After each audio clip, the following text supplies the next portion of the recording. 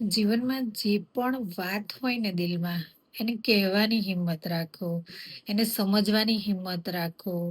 એને એને સમજશો ને તો જ એ સમજાઈ શકશો, બાકી નહીં સમજાઈ શકો તમે. એટલે કોઈ પણ વસ્તુ હોય, તમારે તમારી જાતને જ ઓળખવાની જરૂર છે. કોઈને તમારું ઓળખાણ આપવાની જ જરૂર નથી.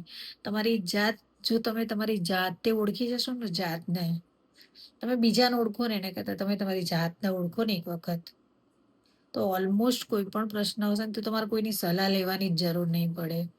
અને સલાહ વસ્તુ કેવી છે કે આજે હારું કોઈને એવું થતું હોય છે કે જ્યારે પોતાનું ગવંડર, જ્યારે બીજા લોકો તમારી ગાડી ચલાવતા થઈ જાય ને, ત્યારે સમજવાનું કે હવે તમારી બાજી બગડતી થઈ ગઈ છે.